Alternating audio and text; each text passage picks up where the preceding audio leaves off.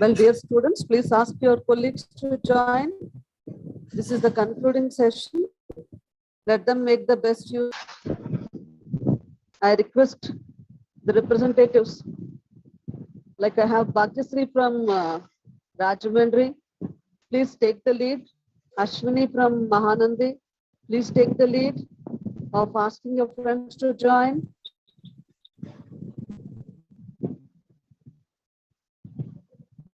Pujita, ask your friends to join. Pushpa Manjari. Yes, madam.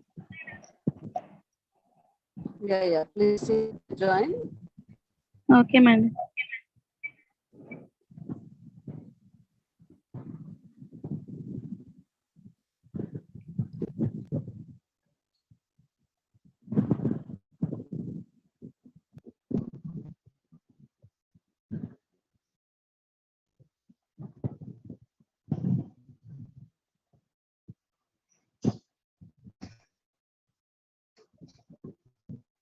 There are no presentation from Bapata.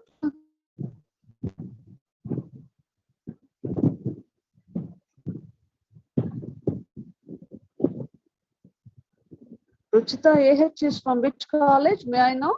Ruchita? Ruchita AH 2061. So is your initial? Ruchita, can you hear me? Madam, I am from Dr. YSR Horticulture, madam.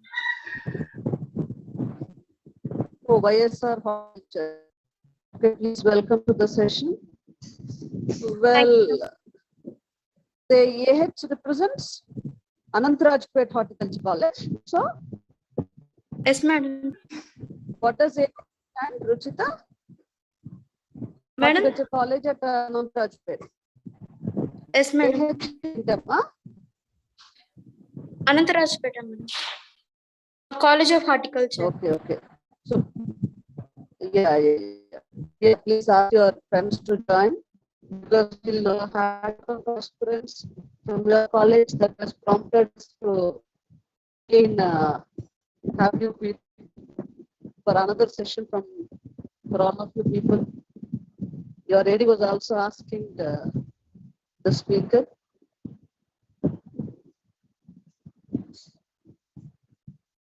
Madam, welcome. So it's nice to see you here.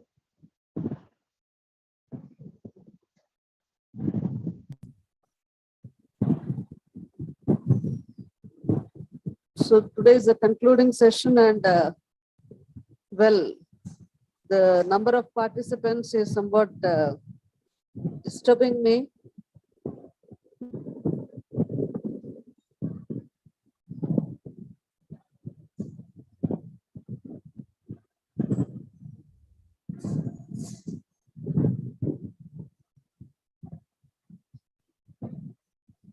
Yeah, please request your friends to join. Yeah, you will be admitted at any point of time, but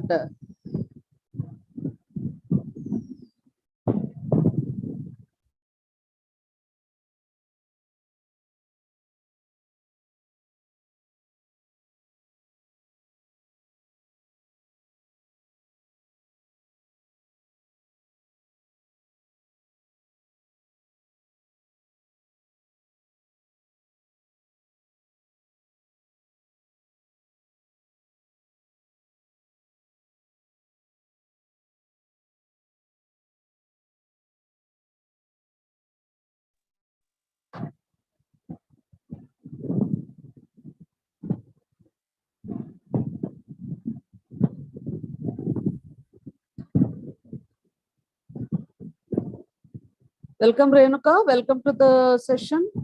So this happens to be our final session. So we are glad that you are here. Well, and yeah, the participants, because our college, the last bell rings at 4 for some cases. For some students, it is 5 because of the ongoing practical examinations. So the practical period is from 3 to 5. So the participants are now registering and joining the session. But yeah, we can, you can start the session. Let's not waste our time. So welcome, Renuka. We have some faculty. She's a junior. Madam, are you there, Neelaveni? She is Associate Professor, Agriculture Extension, who wanted to hear you. Sure. Yeah, and she is in the session. So Yes, welcome, Renuka. So you have been kind enough to host the 3 sessions, and in the last session today is talking about the opportunities of B.sc honors semester 7 to 8. What are the things that they have to do? I think before you go to the session, you please try to brush up them once again, because this is the concluding session. And before that, I'll welcome you on behalf of our Honorable Vice Chancellor, the Chief Investigator of the IDP team, then Dr. A. Pratap Kumar Reddy Garu, Dean of Agriculture, and the IDP in charge, Dr. Uma Devi, and the SRF team. On the behalf of IDP team, I take it a privilege to organize from on behalf of Agriculture College, Naira. So welcome, Renuka, for the participation. And we look forward for a session that would be fruitful and as per your wish would see that many students, after having the exposure, would try to have their career plan to come abroad. Okay, Renu, now I'll hand over the session to you. Yeah. Thank you, Renuka. Yeah, sure. Thank you, Dr. Sunanda. Thank you, Dr. Neelaveni. Thank you, Dr. V.V. Padmaja. Thank you to one and everyone who joined this call. I would like to thank IDP ANGRAU for helping me connect with the students from my college, and also I think from other universities as well. It's a pleasure, it's a privilege, it's an honor. I think it's more of a responsibility to give back to my university. My university has provided me with a wonderful undergraduate education. That undergraduate education landed me in the US. So I'm always grateful to my university. There are many ways to contribute to your university once you graduate and once you get into the real world. You can donate money, you can donate a building and have your name on the building. You can also donate your knowledge and your time, and you can also motivate students from your college, and make sure that this is one path to coming to US and pursuing higher education abroad and settling in a foreign country. This is one of the many paths. There are many paths that you can follow, and every path is good. Every path has its own ways of contributing to the society, ways of contributing and making a difference in the world. To each their own. So whatever your personality is, whatever your family situation is, whatever is your eventual goal in life, whatever is your life pursuit, or whatever your intellectual pursuits are, whatever your service pursuits are to the world, whatever is your family pursuit, there are many things that go into life. You have to take care of your family, you have to take care of your your parents, you have to take care of your extended family, you have to take care of the society too. Society is part of us and we are part of society. There are many paths to life.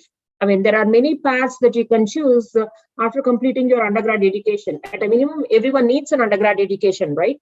So once you complete undergrad education, there are many paths a student can take. They can get into business, they can get into civil services, they can get into research and become an agricultural scientist. They can go abroad, they can choose United States, they can choose Canada, they can choose European countries, they can choose Australia, they can choose some South Asian country like Vietnam or Korea or China.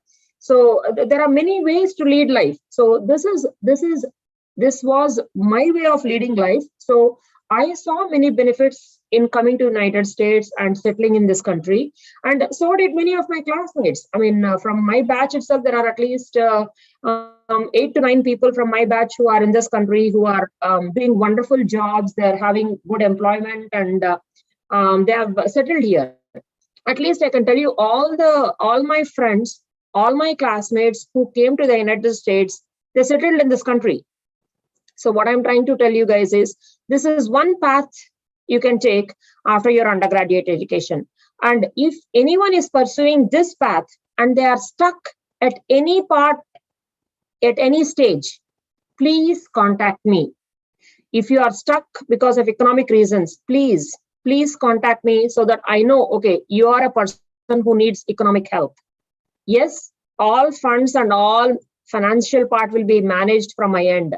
Financial part, not in terms of paying your fee here, making sure that you have your money to pay your application fees, you have money to pay for your TOEFL exam, you have money to pay for your GRE exam, you have money to pay for your passport.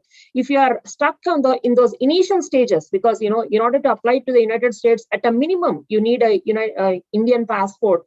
You need to be able to buy the TOEFL books. You need to be able to write the TOEFL exam. You need to be able to buy the GRE books. You need to be able to write the GRE, pay the GRE exam fee. You have to apply to at least 10 to 12 or at least 16, 20 universities, US universities. To all these universities you apply, you need to send your score reports. You need to forward your score reports. Score reports involve money. And you have to pay the United States college application fee, which is about $80 to $100 to $150, depending upon which university you're applying to. So everything is a money-oriented process. If any of you guys who are interested to come abroad and who are interested to pursue their life, go for higher education abroad and settle abroad, if you have economic challenges, help is here.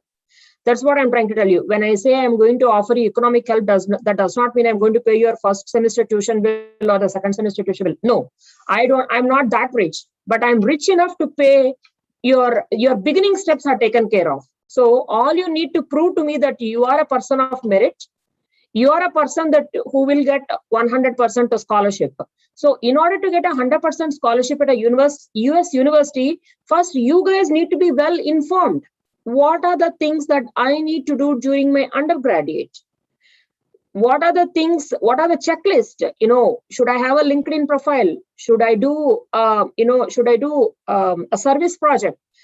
Should I read other agricultural books? Should I have, very good community service profile? Do I need to have a perfect OGPA? And do I need to shadow some of the master students and some of the PhD students? What do I need to do the summers? The summer after first year, the summer after second year, the summer after third year. When do I need to study for my TOEFL? When do I need to study for my GRE? This is all the information which I wanted to make sure that you get it on time, so that you can plan your 4 years, the undergraduate journey very well, so that one day when you come here, you land here with a scholarship. So throughout this entire journey, I am willing to help. So this is my service. I wouldn't call it service. I think it is a responsibility to give something back to my university. And if you're a student coming from other universities in India also, that is also fine. I mean, I would just consider it equally. I'm equally responsible to you guys as well. So any step in this whole process, please contact me for help.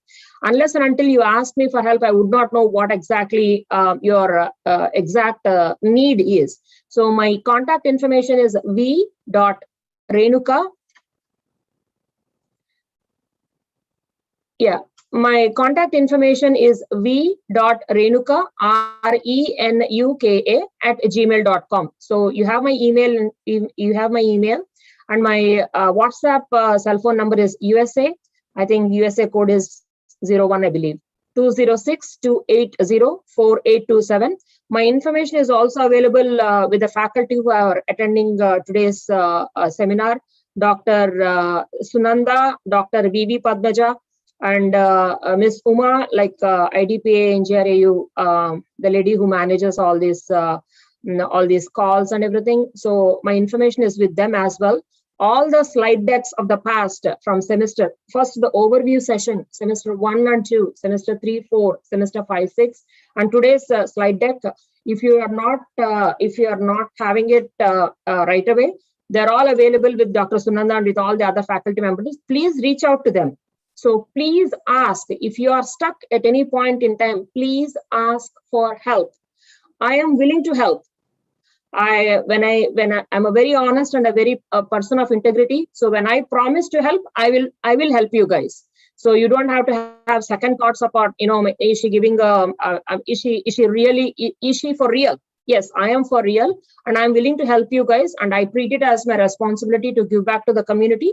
And this is one way of giving back this is my only way of giving back to my university. And not only just ANGRAU, if you're coming from a neighboring university from Tamil Nadu or GP Pantnagar or some university, Haryana Agriculture University or Pune, or any university in India, I'm willing to help you guys, provided you are a student of merit. You are a hardworking student, you are a sincere student, and you are willing to receive my advices and follow my advices, and you can prove that you are a candidate worth getting 100% scholarship to come here and study for free. Okay, so with that introduction and with that word of assurance, I would like to get into the actual talk. So today I'm going to cover what are the key things that you guys as students, you guys need to do in semester 7 and semester 8, which is the final year of your B.sc Agriculture. In my university, like back then when I studied 7th semester, which is, I think the first semester of the 4th year, you are asked to go and shadow, a farmer. He's called as a host farmer and stay in a village. I mean, literally you stay in a village. Along with the farmers, you stay in the same place where your host farmer lives. You are asked to stay in a village, and you're supposed to monitor every single agricultural operation going on with your host farmer. Those 5 months, I believe. What an amazing program! I mean, can there be anything that is more practical than that? Like literally, what all you have studied the last 3.5 years in college. All the bookish and the theoretical knowledge. Of course, we had practicals in the labs, but still, I would still call it a bookish lab. Like, there is a lab manual and you have to follow the lab manual and you do the experiment and you record them in your notebook. But the real practical stuff we are going to learn when we actually live on a farm and we are attached to a host farmer and we watch closely every step of the way how things are done. And we see the pros and cons of the agricultural operation. We see what are the economics behind the agricultural operations. We see how hard a farmer works hard to put food on our table. I mean, see, we have like nice breakfast, nice lunch, nice dinner. I mean, all these things don't magically appear on the table, right? There is a person who is toiling so hard at the farm to make sure that we have a healthy lunch, we have a healthy dinner, we have a healthy snack. Everything is, at the end of the day, everything is in agricultural produce or a dairy produce. So who are the people who are doing this for us behind the scenes? And what an opportunity, what an amazing opportunity to be seeing the journey, the food journey besides the person who produces that food. The farmer. So I would consider that, a lifetime blessing, a lifetime opportunity to be besides a farmer for 5 months of your life and to watch every single thing, the good, the bad, the pains, the stress, the anguish, when it's time to sell the produce, how they try to see which market is the best market to go and sell my produce, where can I get the best benefit, and the anguish they go through the entire journey, like from start to the finish. We get to observe that as agriculture students. What a blessing, isn't it? So no matter what path you take in life later on, whether you get into IT, whether you stay in agriculture, whether you go into business or, academia or research, what an amazing foundation it lays for you to understand at the grassroots levels, what happens and what happens behind the scenes. How does the food appear magically on the table? It's an amazing experience. And I'm very thankful for my university for providing me an opportunity to live in a village and understand the farmer's journey. So let's come back to the topic. The topic is, how do we approach the US education application system, and how do we make sure that we are a promising candidate for the US university? Make use of this experience, Rural Agricultural Work Experience Program, RAVE experience, to your advantage. So this is the most important thing. A program has been made as part of your curriculum. You have to go to a village and stay there during the 7th semester. That is part of your curriculum. Use that program to the maximum extent to make sure that you are a practical knowledge person for the US application process. So you also get the real-time experience. You also get to use that experience to the best of your advantage during the US application process. So let me share my screen and let's get into it. Can you guys see my screen? Sunanda, can you see my screen? Yes, ma'am. Renu, yes. Oh, okay, awesome. So I'm sure by now you guys are fully aware of this picture, of this infographic, where I listed what you're supposed to do semester by semester, first, second, third, fourth, all the way through 8th. So first semester, I think you apply for your passport, you make sure you get your TOEFL books, GRE books, you make sure you start your LinkedIn profile, and you make sure that you have a hobby. If you don't have any hobby, you'll pick a hobby such as music or dance or yoga, and at the end of the day, make sure you get that yoga certification, painting or whatnot, like, or as simple as meditation also. So try to make sure that you have a set of things that you get started. Second semester, just continue what all you're doing in the first semester. And the most important thing is maintaining a very good OGPA, as close to perfect OGPA, which is 10.0 or 4.0 over 4.0, whatever is the maximum that is given at your university. Make sure you're the topper in your class. Make sure you're in the top. You have to be a very top student. In order to get 100% aid, you have to be a very top student. And United States attracts the best of the best students from across the world. So you better be a top ranker in your class, and you have a very good chance of getting multiple I-20s with multiple aid offers. So continue whatever you're doing in the first semester, during second semester, and during the third semester, make sure that you start writing your statement of purpose.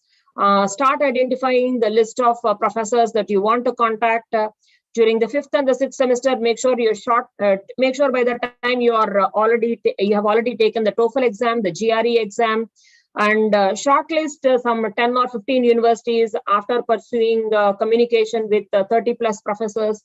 Make sure you go through the list of all the universities that offer MS Agriculture or PhD Agriculture in the program in the subspecialty of your choice. Make sure you go through all this, and then, when it comes to 7th semester, let's see what you're supposed to do. So this is the overall timeline and what you need to do semester by semester, more like a checklist. Even if you miss 1 or 2 activities over here, make sure you catch up by the next semester. So that's the whole point. So going on to the 7th semester, what I've listed initially is RAVE program, start an online blog or a blog. I'll talk about it in the following slide. Make sure you collect the recommendation letters from your professors. I think one recommendation letter from somebody whom you have worked with in the community also helps. Like, somebody you shadowed, somebody you did an internship with, or with some company that you have had a summer job, or somewhere where you have volunteered, and so you volunteered for Red Cross, or you volunteered at a social organization, you volunteered at an orphanage. A person who leads that orphanage can write a recommendation letter saying that so and so person performed voluntary service activities at this place, and he or she was helping in all these operations of this orphanage, and we consider him as a person who is service oriented, who has interest of the community at heart. So having a recommendation letter coming from somebody in the community, or an organization where you have volunteered, where you have interned, is also a good thing, apart from your own professors. So, and submit your TOEFL GRE scores. And I think most of these US applications, it is no longer a paper process. Most of it is, an online process. So make sure you start your online ID, then apply. Make sure you pay the fee. Everything's on time. Make sure your TOEFL and GRE scores are forwarded on time. So make sure you do all those things on time. And funding for the US universities for the semester that starts in August. The semester that starts in August is called as fall. The semester that starts in January is called as spring. Usually, all these assistantships for graduate students and PhD students, graduate students, that terminology over here is both masters and PhD students are together. Combinedly, they are called graduate students. So when you apply for graduate school, the funding for the graduate program and the students admitted into the graduate program, the final funding is finalized by that year's February. That is how the budget is laid out. So it is very important you submit your application well ahead of the deadline. So you will be coming to the US sometime if everything goes well, the visa and everything goes well. Usually you come here to the US during the fall semester that starts in August. Sometimes in the middle of August or the end of August. So the thing is, you have to submit your application during the January or February timeline. If you submit as early as January or February, that is, you will be in your 8th semester. At the beginning of 8th semester, your application will already be submitted. By the time you would have completed all your TOEFL, GRE, recommendation letters, everything, you'll be just waiting for your I-20 in your 8th semester. 8th semester is when you'll be still in college, you're winding up your coursework, and that you're kind of like trying to understand, okay, what next and what, that's your final semester in undergrad. So what I'm trying to tell you guys is, you have to submit your application early as January or February. You don't wait till April or May. April or May is too late. So funding for the graduate students is finalized during January and February of that year. So you want to come to the US in 2022 August. So you have to make sure that you submit the completed application during January or February of 2022. You have to submit early. I cannot stress it enough, but you guys have to make sure that it gives time for the graduate school people to allot the appropriate funding so that they can accommodate you in that program. They can accommodate you in the department. So it's very important you submit early to make sure that you get aid. As the later you submit and the delayed application, you risk chances of getting aid. Sometimes you may even risk chances of getting admission. So make sure that you are early in the process so that you plan ahead of time. Plan everything ahead of time. What are the things that I need to do next year? Plan it this year itself. Continue doing what you're doing this year and also plan what you're supposed to do next year. So US application process is all in the planning. May I interpret, Renuka, for a minute? Yeah. Now, if you are saying if it's in the third year, the students will be in the third year or maybe in the RAVEP first semester, but they will not be having anything on hand, like their transcripts, everything. The studies, the colleges will not issue any study certificate. They can only give the course, the number of semesters they have completed. Yes. Not So, an issue. Let me come to that point. So what happens is there is something called as an unofficial transcript that you can take a printout of your transcript and get it attested by a notary and submit that and say that once you graduate, you are going to submit the provisional. So that point is recorded on your application. Student has submitted an unofficial transcript because the student has not graduated yet. So that there is a way in the US university system to accommodate that. So the admission letter that they give you, the I-20, which they'll send it to you in month or 2 months after you submit the final application. Sometimes you can get I-20 as early as April or May. So when they submit that, they'll put a conditional admission provided the person submits a final provisional certificate, final mark certificate at the time of the graduation. So you will get that. So the US application system accommodates that minor glitch because you have not graduated yet, but US wants to make sure that you will graduate, which is the case. Last 7 semesters, your record was going very high.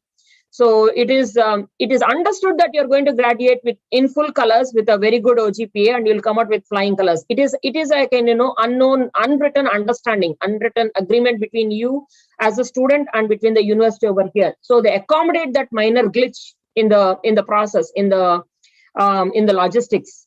So you will submit an unofficial transcript which has been signed off. I mean, make sure that it was not forged or anything like that. So you will submit an unofficial transcript, and the official transcript you will submit along with the provisional certificate, whatever it is that comes at the end. Yeah, so that is factored into the admission process. That is factored. And all this information, once you contact the university, it is also written on the application guidelines. Please submit the unofficial transcript as whatever it is the latest that you have right now. And then, which is the seventh semester. At the end of seventh semester is when your final applications will be getting in. So once you get your RAVE score, once the seventh semester transcript is given, then that's when you'll submit that transcript. But prior to that, you'll also submit your TOEFL score, GRE score, your completed application fee. You'll send your recommendation letters and all that stuff. So one thing that will be pending in the application process to be sent at the end of seventh semester is your seventh semester's transcript, unofficial transcript, but it is signed in some shape or form to make sure that it is unofficially official.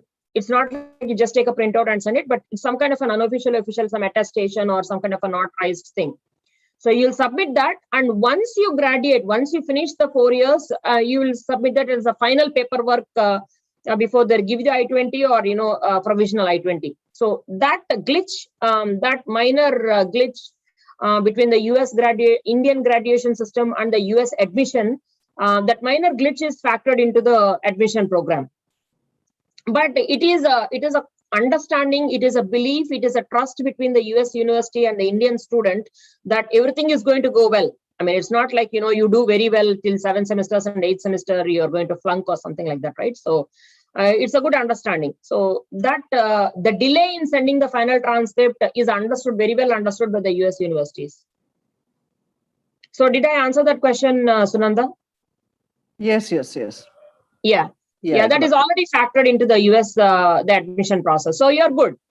Make sure that, you maintain a high OGPA, you do very well in the RAVE program. You make sure that, you impress your host farmer, you impress the agriculture officer who is in charge of the RAVE program. You wake up as early as the host farmer, make sure you visit the farms, you make sure you understand, all the agricultural operations and how you are going to use the RAVE program to your application process advantage. I'm going to talk about it in the next slide. So maintain a daily blog or a vlog of RAVE program. Take as many pictures of that day's agricultural operation. If you are going to the farm, take a picture on the way to the farm, about the farm, the various things that are planted on the farm, the weather on the farm on the day. Take as many pictures on a daily basis and maintain an online blog. I think in one of my past PPTs have shown what are all the websites that allow you to have a free online page, which is wix.com, blogspot.com, blogger.com, and WordPress. WordPress is another website which allows you to develop your own online portfolio. So, I mean, look at the world. I mean, all you need to have like a good intention, good idea, and a good content. There are websites which allow you to do all these things for free. All you need is access to the internet and a laptop or a computer, right? So in this day and age, what counts is your idea, your sincerity, and your time and your attention. I mean, that's all, right? Many of these things are provided to you guys for free. Back when I was studying undergrad, none of this was available. I mean, nobody even told me hey, these are the many things to do to get an assistantship. See, look at the privilege that you guys have in this current generation. There are people willing to help you every step of the way. There are every step of the way to make sure that you transform yourself from a normal applicant to a high range top applicant. Look at all the support that is available to you. Your teachers, your faculty members are willing to help you every step of the way. They are willing to connect you to the US alumni. They're willing to arrange so many, like, bright knowledge sessions through these international seminars. They are getting speakers from all over the world to enrich you guys. Look at all the facilities that you guys are having. See, I don't know if a student, if there is anything else that can be provided to a student to make you more successful. If your pathway is studying abroad and contributing to the agriculture on a global level, not just India level, at a global level. So every single avenue, every single pathway, every single support system is available to you from different angles. So you make sure that you have an online daily blog. Literally maintain a daily blog and say, even on a Saturday or a Sunday when it is your day off, I think Sundays are days off in India. Even on a Sunday, make sure you visit a farm and make sure they know, did you do weeding that day? Did you do something like, staking, or, there are many operations that go on across different fields, right? So make sure you follow up on your daily operation and make sure you maintain an online blog with pictures, captions. You can even share what you felt about it. Like, is there a better way of doing the same agricultural operation? Did you suggest something to the farmer? Did your host farmer ask you any questions? How did you handle his questions? What was the gap? He asked you, find out, let me know what happened to my turmeric plant. I mean, what do you think the disease was? Probably you couldn't answer his question. So what did you do next? Did you contact an agriculture officer? Did you contact your friend? Did you look at a book, or did you validate your notes that your teacher taught you during your plant pathology class? I mean, I don't know. You must have handled that farmer's question in some shape or form, right? So how did you handle that? Share all your experiences on the RAVE program. Okay. So last, I think couple of days back, we had this seminar, the international seminar on ICT, Information and Communication Technology seminar that was held by Agriculture College, Naira. Please make sure you watch Professor Laurie Baker's video. She has literally like golden words. How do you do agriculture extension services?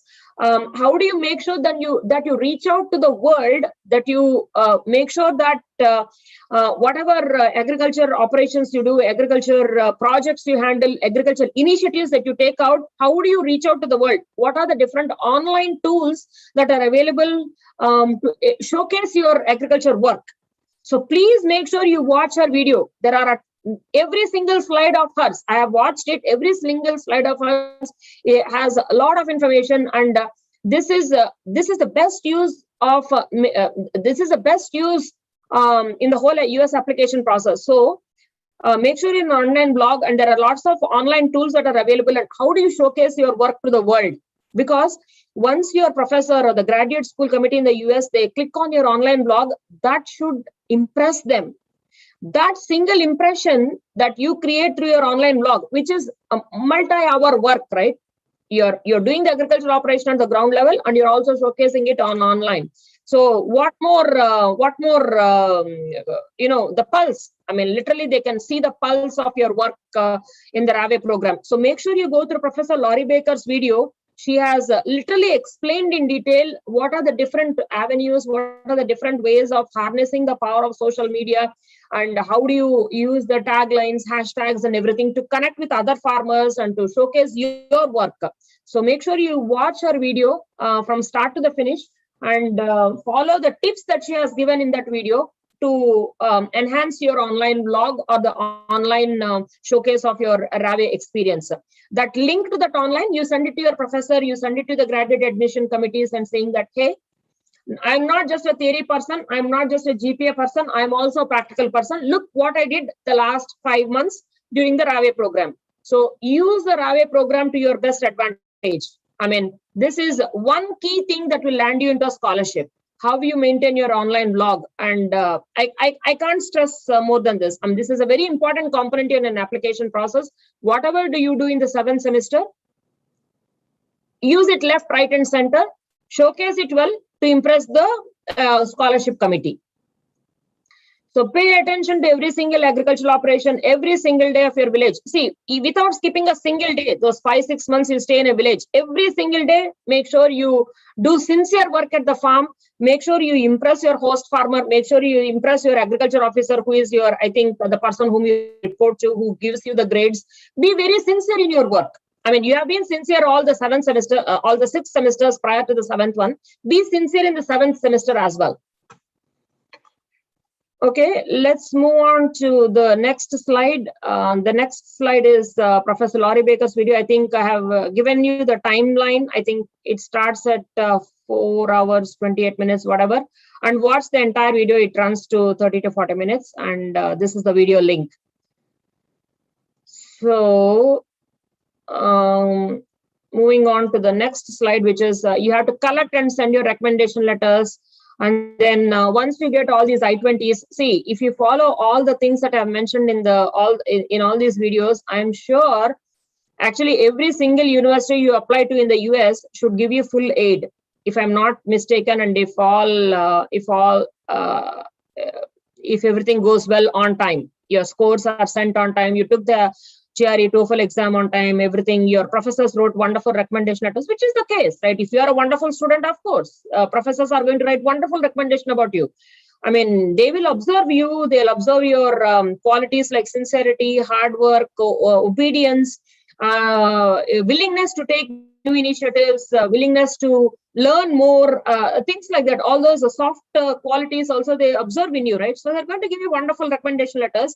So if you follow what all I mentioned, all the last 3-4 sessions, you should technically get admission into every single university you apply, and every single university will and should give you aid because they are competing to take you in their university. You are no longer running after them. The US university wants to grab you. They want you in their university. So you should technically get admitted into every single school you apply with full aid.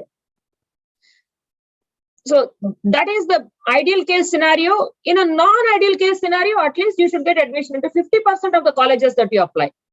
I mean, an ideal case, best case, every single college you apply to should take you in with a full scholarship. Worst case scenario, 50%, okay, whatever it is, like, there were too many good applicants from all around the world. They preferred an applicant from Brazil, or they preferred an applicant from Australia. They preferred their own in-house applicants, which had a better profile than you. But if that is the case, then, somebody else had a better strategy in writing the statement of purpose, better strategy in exhibiting their skill set, or better strategy in exhibiting their talents.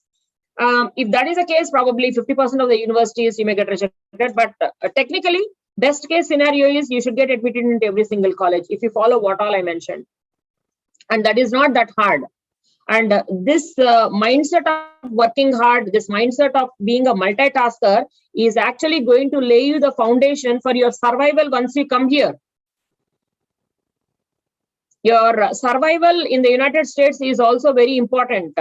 And the survival is going to happen only if you have some the necessary qualities while you are educating yourself in India, so that you can withstand the rigor of the system here. The system here is very rigorous. The system here is like, you have to take care of, you no longer will have like a ready-made mess where you just walk in and, hot food is served. Here you have to make your own food. You have to get your own groceries. You have to wash your own clothes. I mean, not literally wash. You'll have a laundry machine. You have to do every single thing. You have to survive by yourself. You have to take care of yourself.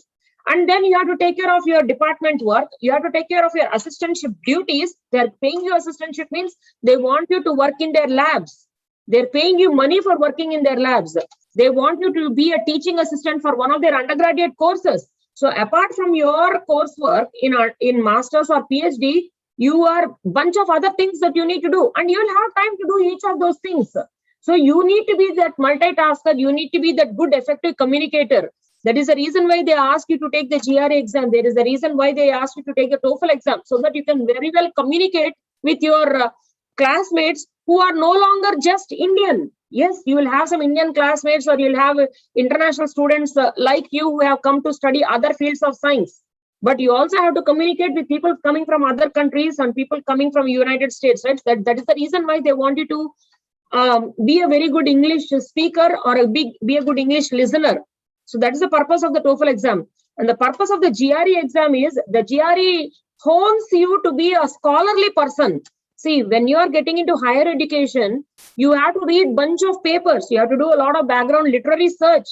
You have to understand, so many articles. So in order to groom you into a scholarly person, they have that GRE exam so that, you withstand the pressures of a graduate program. And I'm telling you guys, see, I got, I think something around 847 or something rank in MSET. And that rank landed me in B.sc agriculture. I am a very good candidate as per Indian standards. But when I came here, the standards were way beyond what I had expected. And it was very challenging to answer the question papers here. And the question paper in the US master's program is no longer a bookish question. It is no longer a theory answer, a question answer. That is how we study undergrad, right? Okay. At an undergrad level, you have to lay the foundations. We learn the foundations of any particular subject. So it is okay to study the theory part in a bookish way. But once you come here, every single question is a practical question. It is no longer, it's not like, I can mug up few textbooks in soil science or agronomy and go and attack that exam. It is no longer like that. So there is a different rigor to how the education system is here. It trains you to think. There will be an agriculture problem statement given to you, and you are supposed to think about solving the problem in multiple angles and write an answer which is no longer rote learning answer. It is not something that you can mug up the night before or mug up the few weeks before and try to spit it on the answer sheet. It is no longer like that. It is more like a thinking. So see, that is one challenge that you're going to face when you come here. You no longer mugify or buttify and then spit it out, which is the case in undergrad. Okay, at an undergrad level, learning theory as a theory makes sense. Fine. You are as a person, as a first year in college, you need to understand the basics of soil science, basics of plant pathology, basics of agricultural economics. Yes, there are definitions and examples, more like, child style of learning. Yes, it makes some sense at an undergrad level. But when you come to grad school, you have to think. So that is one added pressure for you. You have to take care of your own thing. You have to cook your own food. You have to take care of your all the things, the shopping, everything. And you also have to do your scholarly duties because they're giving you assistantship. You have to assist in a project or assist in a lab or assist in as a teaching assistant to another professor. You have those extra duties. Plus, you have to train your mindset to understand the US style of preparing yourself for these exams and making sure you crack the exam.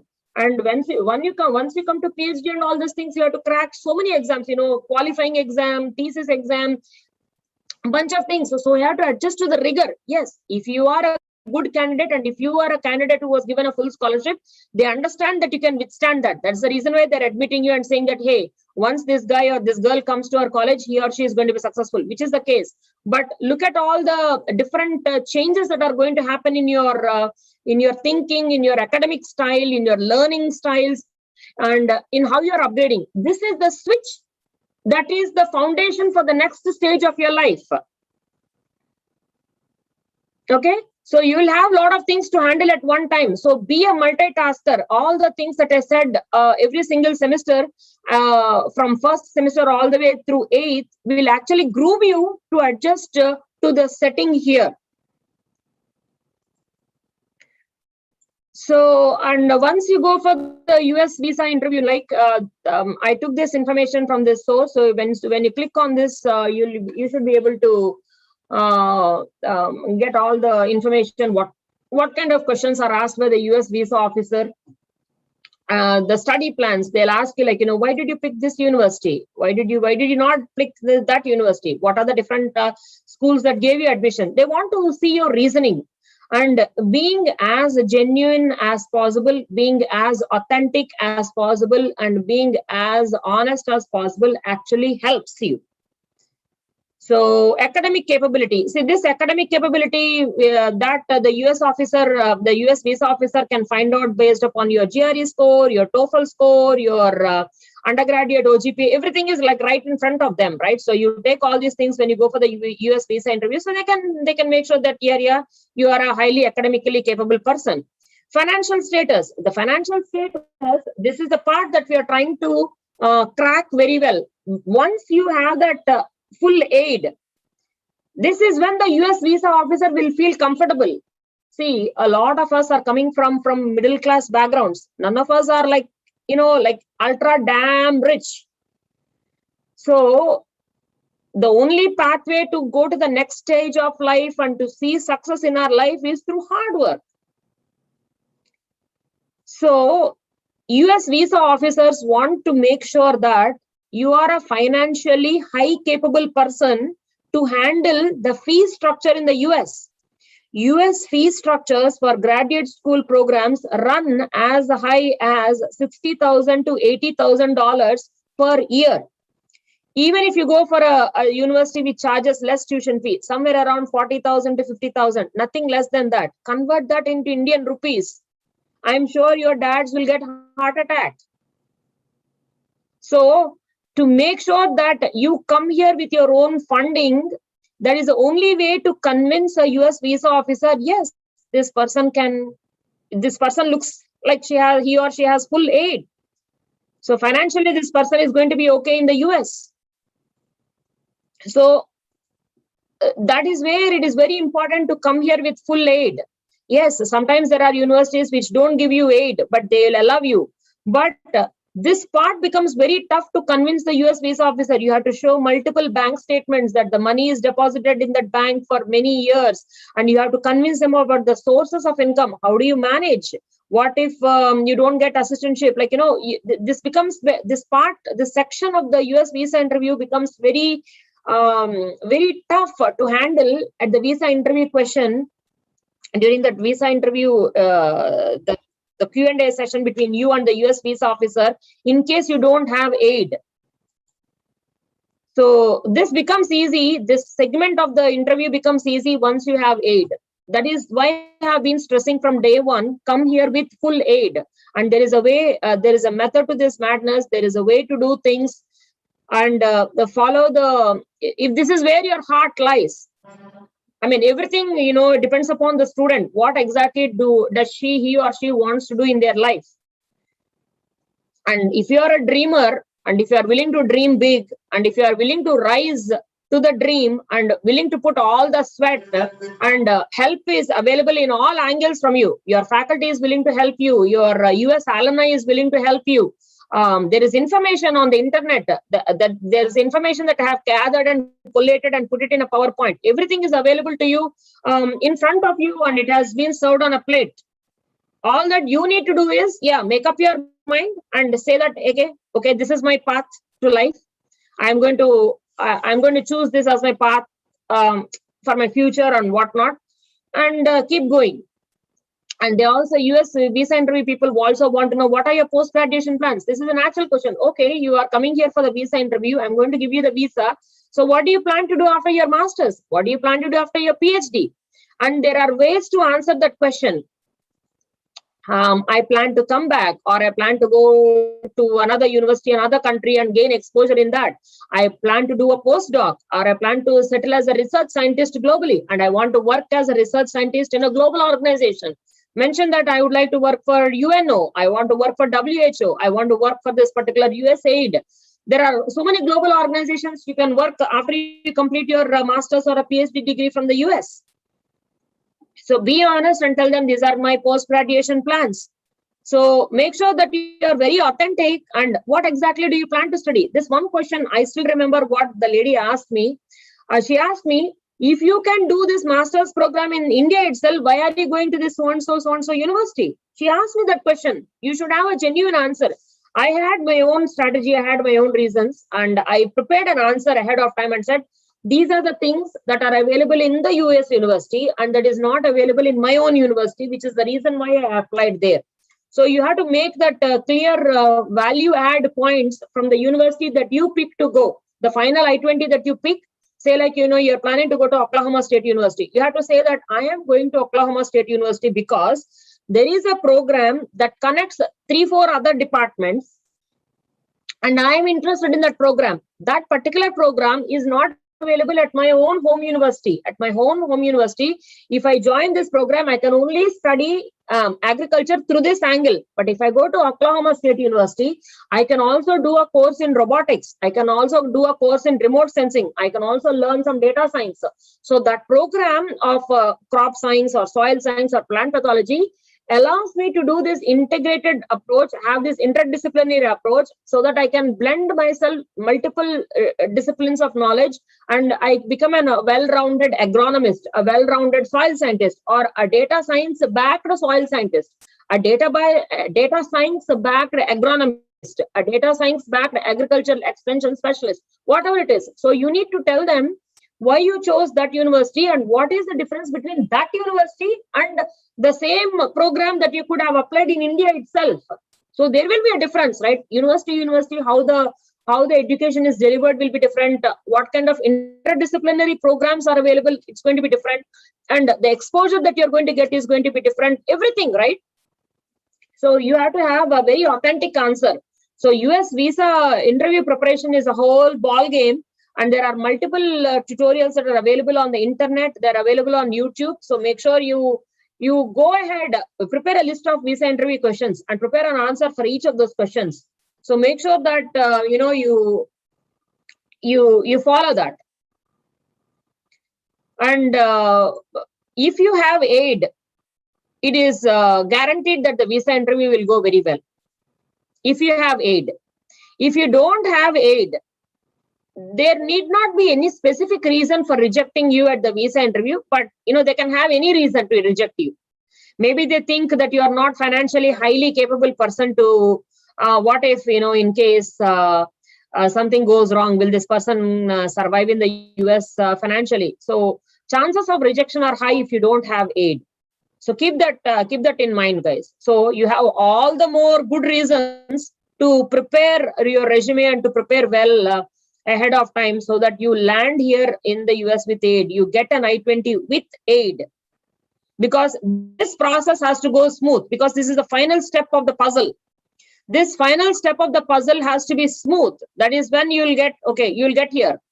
Everything goes well, you get everything, all the steps you have taken, but this final visa interview does not go well. You cannot land, you can reapply the following semester. Once they reject you for that semester, you have to wait for 6 months and apply for the next semester, which is a bit of a headache. But you can do things like you can always reapply. But the thing is, the goal is to make sure you crack it that one time, the first time you go, and you come here on time, right? That is a goal. So what do you do that 6 months once in case your visa interview fails, right? You have to join your Indian university and finish off your master's there, or if you want to try for something else, you can do it. So you don't want to break your master's program in Indian university and then come here, or probably you can try for your PhD in case instead of wasting time and wasting 6 months, because at that time and age, time is very precious, and you are in the youthful age. Your mind and everything are very active. You want to make sure that you study as much as possible when you are very young, in that youthful stage of 20, 21, 22, 23 years. So play the game right. This is, I would say this is a kind of a game. You have to play it right. And I have given the blueprint of playing the game right. And if you play the game right, everything will be in your favor.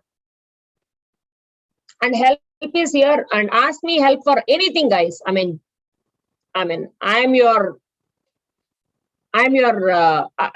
help you at any point in time.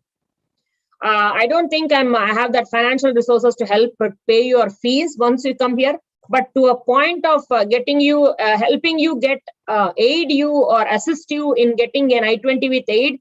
Up until that point, I'll help you guys. And I have already received requests on asking, some of the students have asked me to review their statement of purpose. Yeah, I'm having a one-on-one sessions with each of those students and helping them write a very good statement of purpose. They have just come with an initial draft, and I'm going to help them in a one-on-one Zoom session.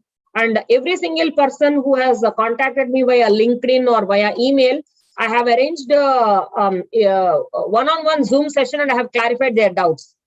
So yeah, which is really good, because I cannot give one single advice that fits all the students. Every single student situation is different, and every single every single student's background is different. So I was trying to make sure that whatever advice I give it applies to that particular student. So contact me via email, and I would love to talk students. I would like to motivate students, and I would like to encourage you guys. So if this is the path that you want to take in life, and if you are willing to put the hard work, I am willing to help you guys. My email ID is v.renuka@gmail.com. My US cell phone number is 206-280-4827. All these slide decks are available with Dr. Sunanda and Dr. V.V. Padmaja, and with Ms. Uma from IDP ANGRAU. Help is here. And if you have any questions, please ask.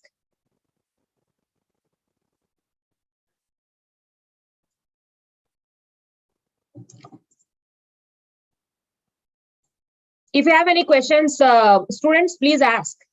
Unmute and please ask, or you can put it in the chat window. Anything is fine.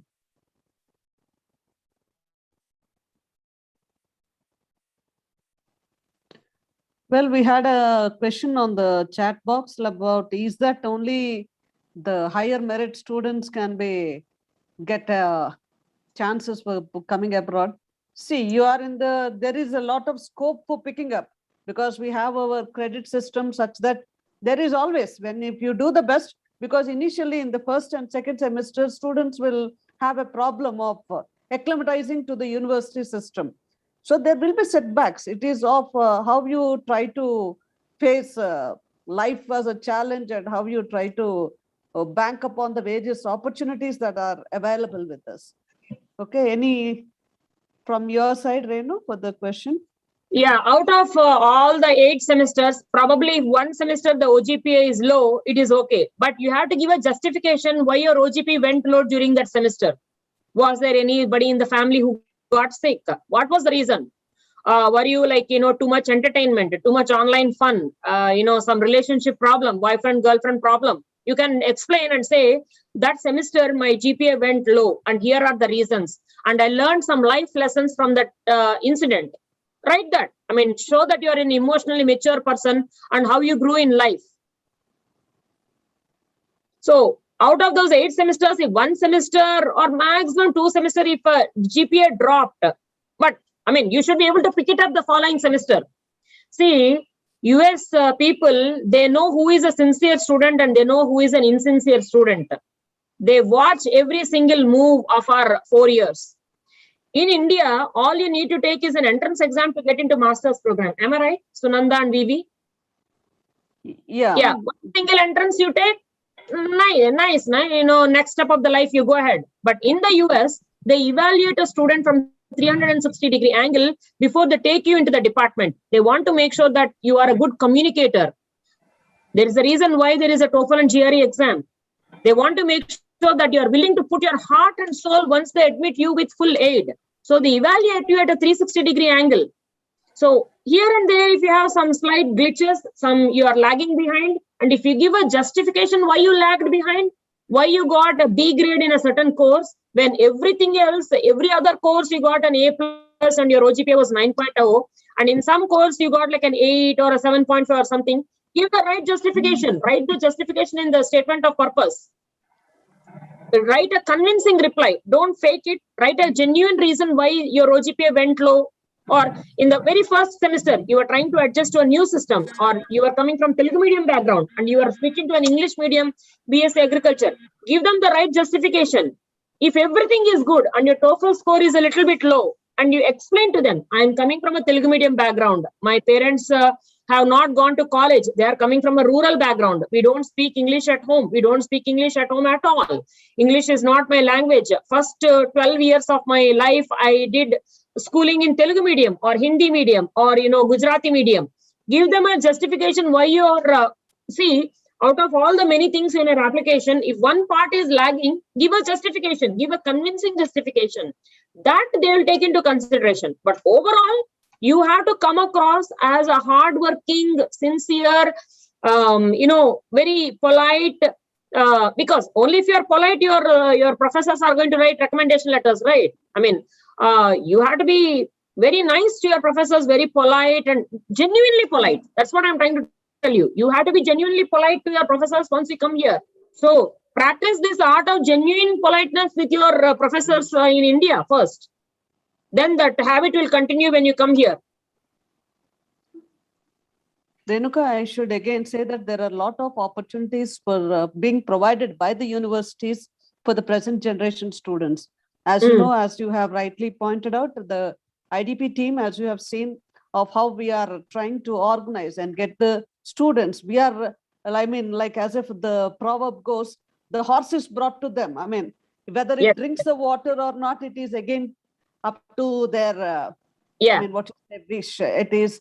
And the curriculum is so said that we are now, it is the RAVIP, though we are used to calling it as RAVIP, it has been renamed as Student Ready Program, which encompasses RAVIP, or that is again, there is, I think some person will help me. Any final year student, what is the full form of RAVIP now? Student Ready. Okay, I mean, whatever is the naming convention, the idea behind that is... No. It's a RAVIP and internship in the first semester. RAVIP and internship in the first semester and experiential learning program. Like we had only the, coursework in that. So the entire final year is now dedicated to only practical experience. Right. So experiential learning program is where the student is molded to be a job provider than a job seeker. So they are being trained on those lines. And as you have seen that they are being exposed, and we are conducting for their benefit, like their participation to receive the various certificates of the various programs. And online, the students are having a marvelous opportunity to be exposed. On the other day, when our ICT conference was running, parallelly there was a personality and soft skill course that was also being run for selected students, again from the IDP team. So we are being providing the opportunities. It is how the students encash. And even in, of course, if it is not in our case, but we have seen in other engineering institutions like top IIT and NITs and IIMs also, they have been a part of the various clubs. All your the various clubs that are being initiated, even the placement cells are initiated by the students themselves or the alumni. They are taking care of the whole thing, and they are trying to bring the students to know and to expose the various things that are available with them. But again, it is only the students that have to grab the opportunities available at their doorstep. And NSS, we are taking a lot of, and we have seen even our colleague VV Padmaja as OSA of YSRHU. She is into all activity. Any particular event, she is organizing it very well, only to ensure that the students have an opportunity to learn from the process. So Red Cross participation in those programs is very important in the US application process. Please, that's what college is offering, please participate in all those NSS programs, service schemes programs. Yes, it's very important. The Indian Red Cross Society. The students are involved in blood donation programs and the Swachh Bharat, all those rallies and etc. and all the national important days. We are making it so that the students will have an awareness, exposure. And again, all your international speakers, we had the series of lectures from not only for the faculty, but for the students also. So on the LinkedIn profile or on the online blog that that the students are maintaining, they can also write, these are the international seminars that I have attended. And particularly if they like some seminar, they can go in depth and write a small 1-paragraph review of what they learned from that attending that international seminar. First, they can list the seminars that they have attended that were organized by your college and take a pic of one video. What did you learn from that? And why were you so excited to stay in that seminar for so long?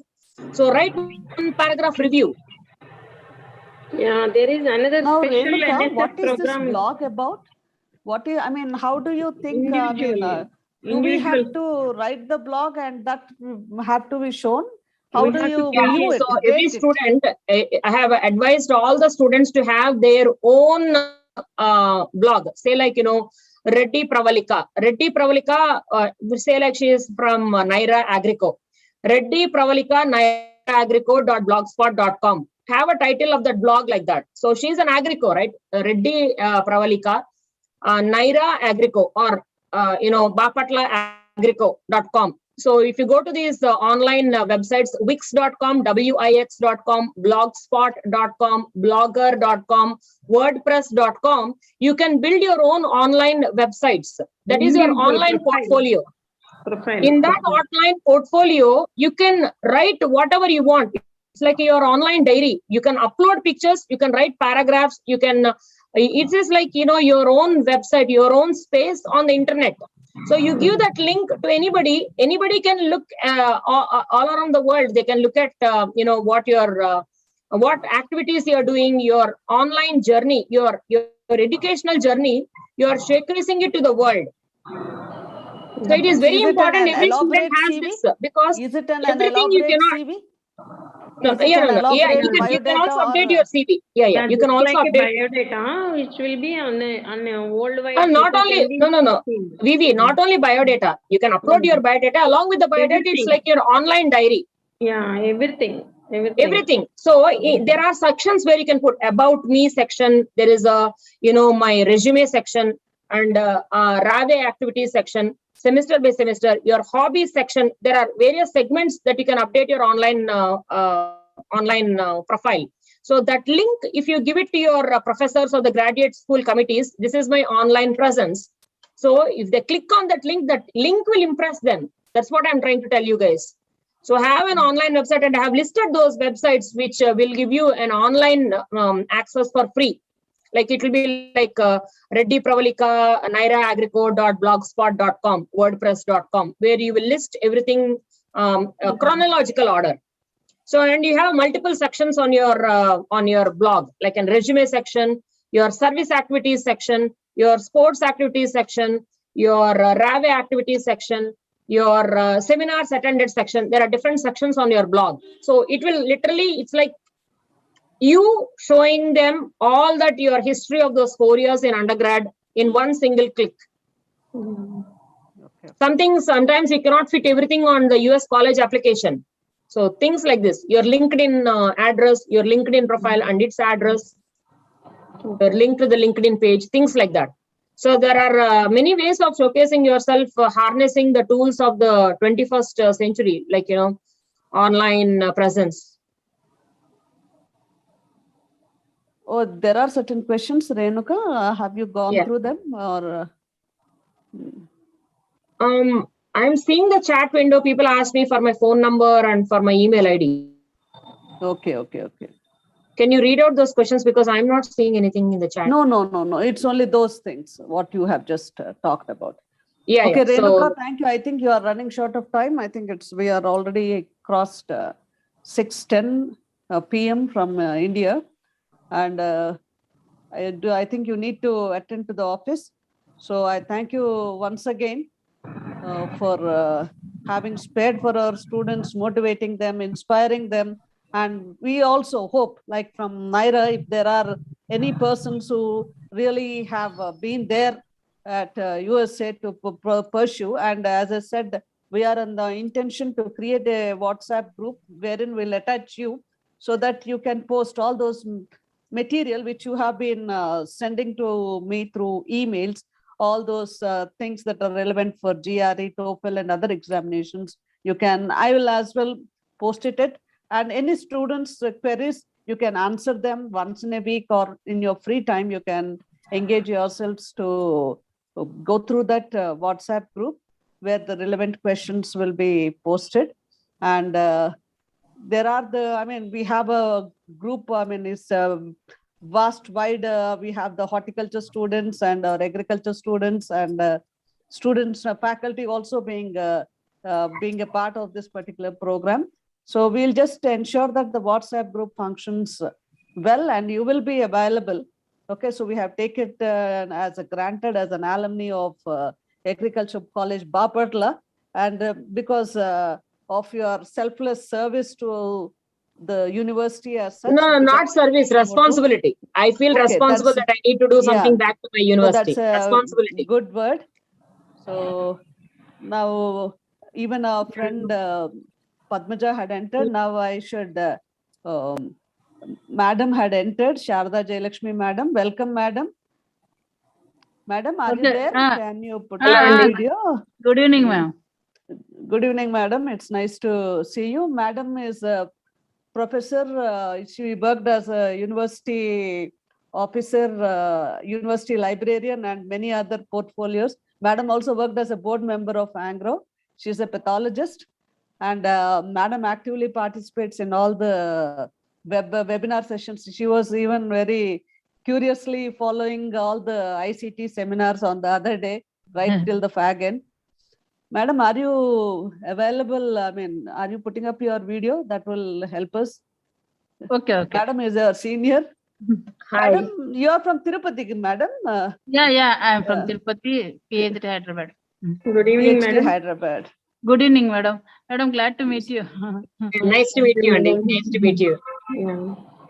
Madam, Renuka, madam, glad to meet you because I have been listening to your all your webinars. Thanks, Andy. Thank you. I hope I really help the students, whoever come forward to, who are interested in taking this path. Yeah, I'm also very delighted to learn that you are encouraging students a lot. Yeah. Help is always here, Andy. See, when I came here, I didn't have help. That does not mean I should not help when I am ready to help, right? Yeah. When So I was preparing for US journey, there was nobody to help. There was nobody to ask a question. Yeah. My situation was so bad because I wanted to know like how to get it, but who do you ask? Yes, And people went because of the lack of email or nobody even contacted us after they went to US.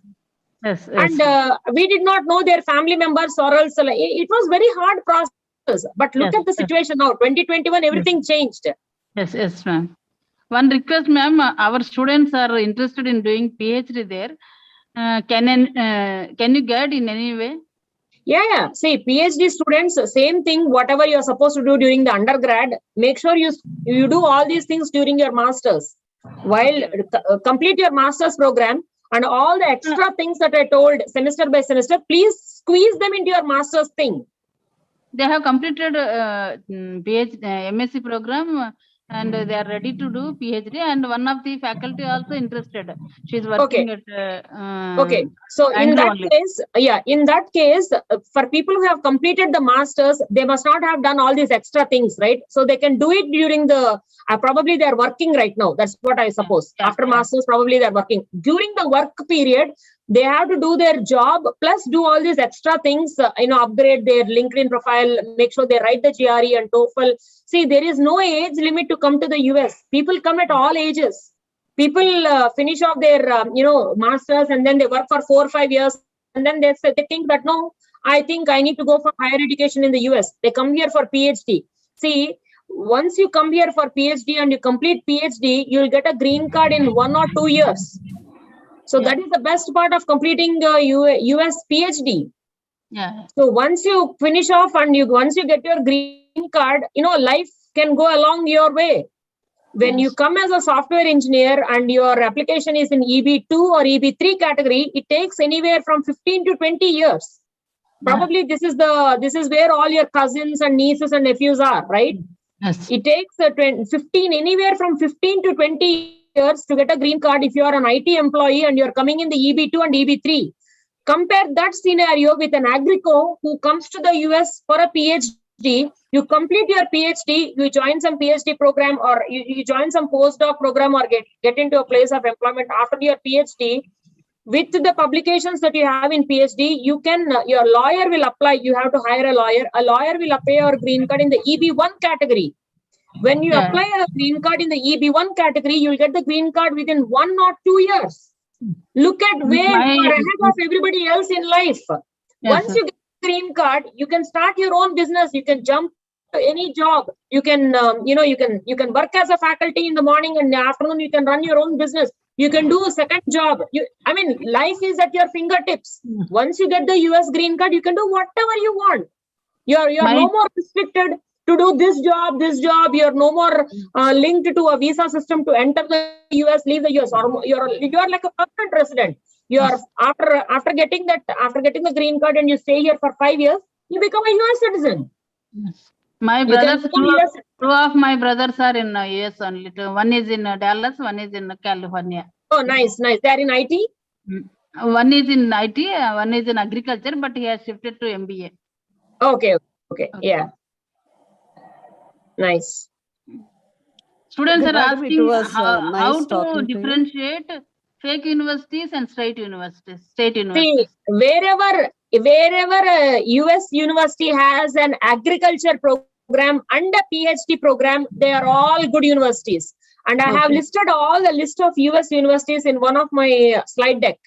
Okay. All the top universities I listed, and I also listed all the non-top universities where MS Agriculture and PhD Agriculture is available. So if a university is offering an MS Agriculture and a PhD Agriculture program, consider that to be a best university. So that is how it is very different from the universities that sell master's programs in IT. So we are in a very right space. We are in a very honorable space. And agriculture path is the best and the shortest path to get the green card so fast. We are more lucky than IT people. And some of our students are asking their doubts that how to have good SOP or LOR. Yeah, a statement of purpose on one of the slide decks that I gave, I think 3rd semester or 4th semester, I have dissected a statement of purpose. What are the different paragraphs you need to write in a statement of purpose? Please make sure all those, the PPTs of all the last 3 Zoom sessions plus this Zoom session, which I'm going to attach right now.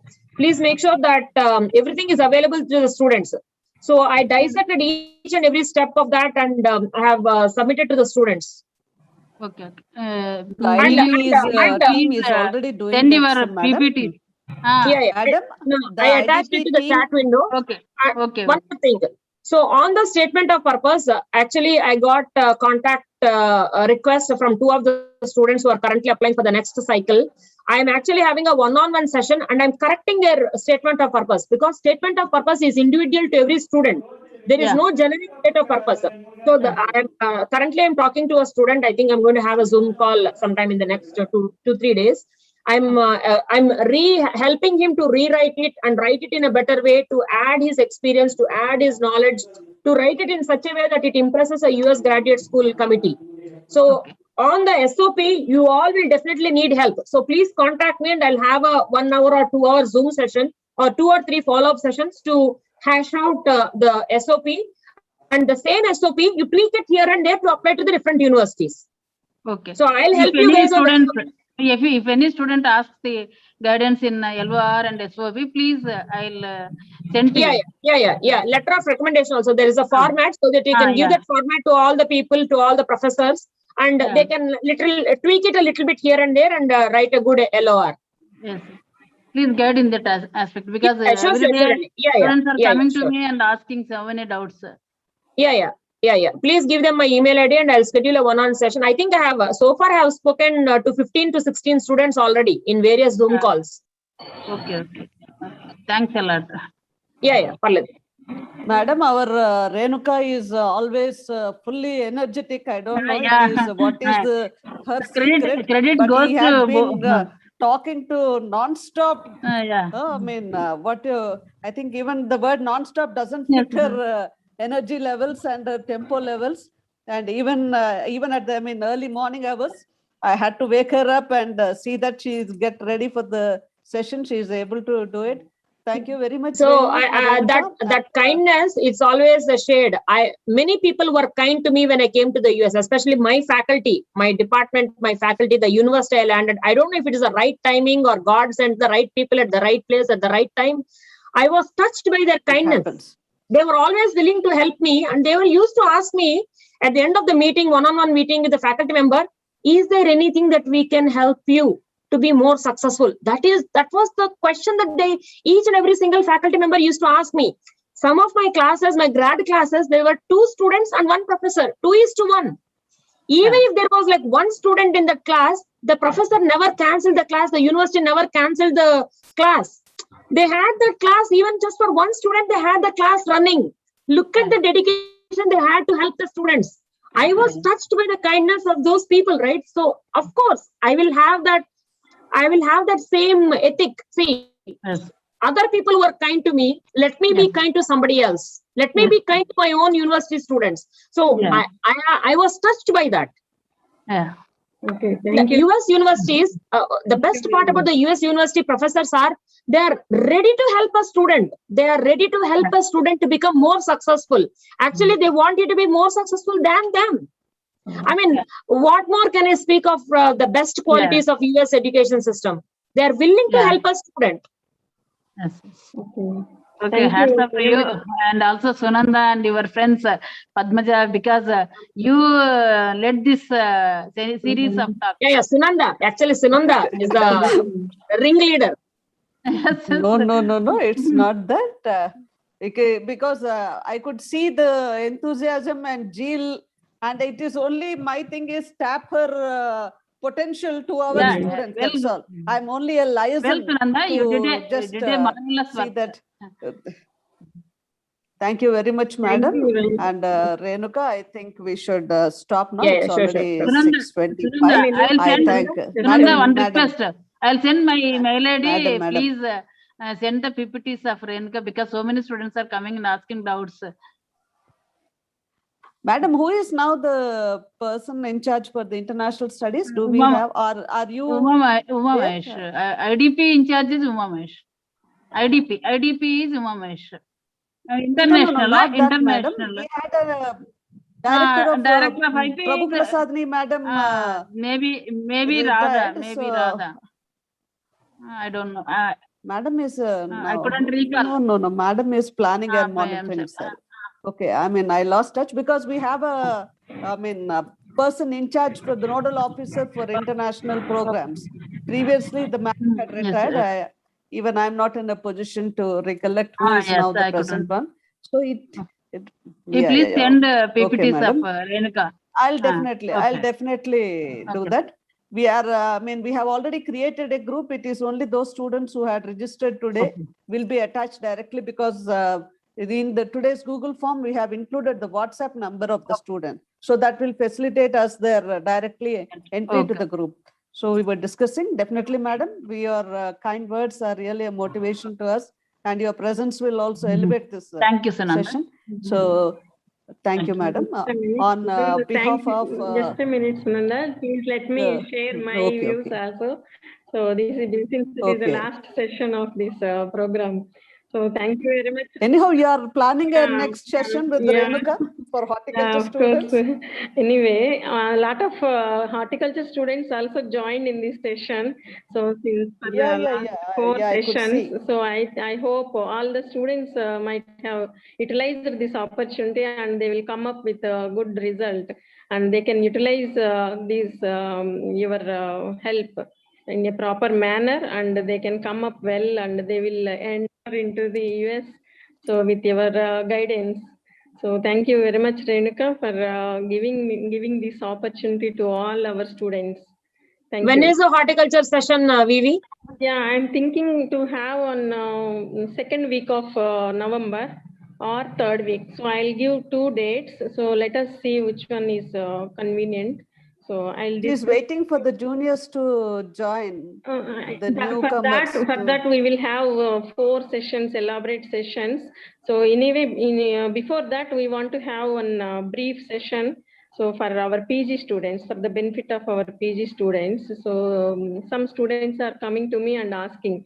So please let us get our horticulture session, madam. We want to know the horticulture universities and horticulture courses wherever in the university, wherever they are. So they are asking me, so that we are planning to have that session with you, Renuka. Please. Sure. Sure. One comprehensive session and one elaborate session for the newcomers. Yeah, sure. Yes. Okay, sure. Thank you very much. Thank you, Sumanda, for Well, calling me every time for each session. Before starting every session, you used to call me and remind me and sending the link to the students. And thank you very much for giving this initiative for our students also, Sunanda. Thank you. Thank you, thank you. I mean, I think it is not the thanks between friends. Okay, Of so course. thanks On between behalf of our friends. students, Because, on behalf of our students, I would Yeah, like yeah, to thank yeah. all of you. Now, because this is a concluding session, now may I ask Lasya? Lasya, are you there? So Lasya is my advisory student. Are you there, Yes, Lasya? ma'am. Have you Good been evening, following? ma'am. You just try to, because this happens to be the last session and you have been participating in the various things. A feedback, just in one word, of how you have really felt. Ma'am, actually, I would not want to trouble you calling extempore because, okay, ma'am. yeah. Good evening, Lenka, ma'am. Actually, I'm not aware of anything about the Can you courses in. enable your video last year, please? Ma'am, I have just come from my plot, ma'am. Okay, carry on.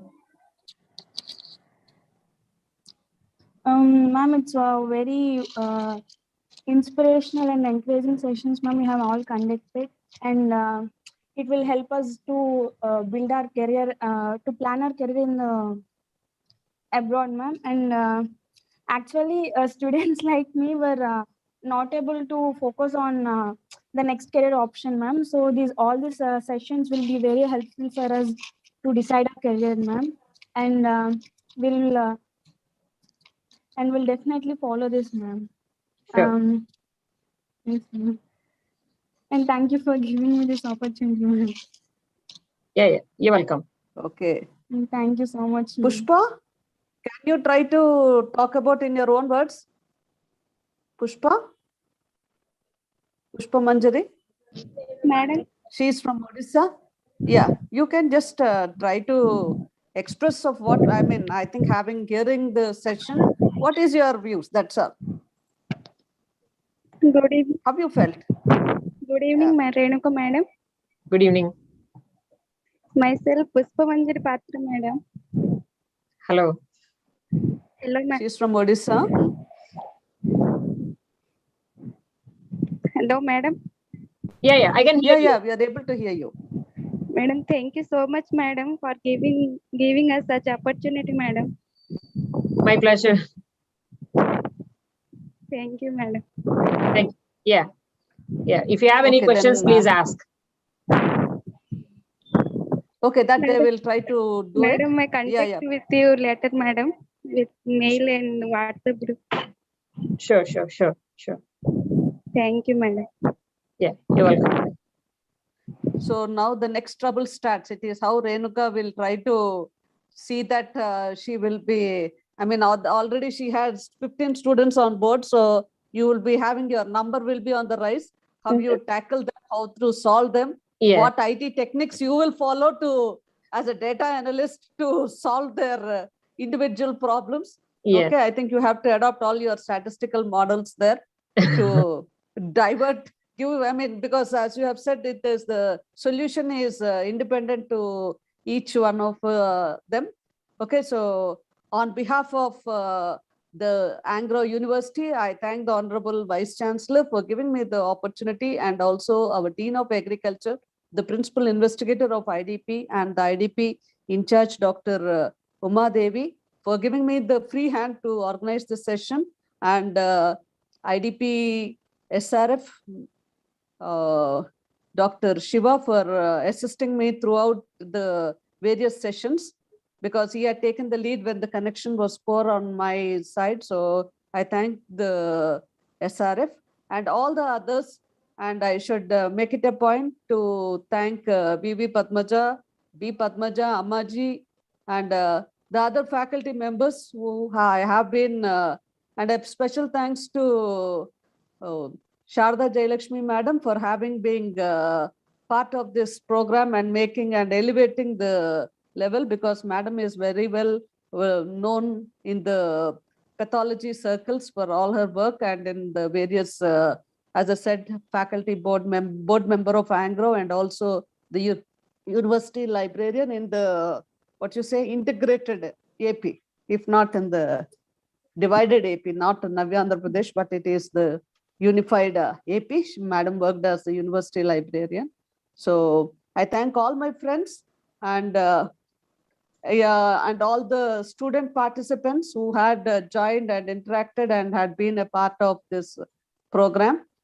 Ma'am, I get a chance to share my views, madam.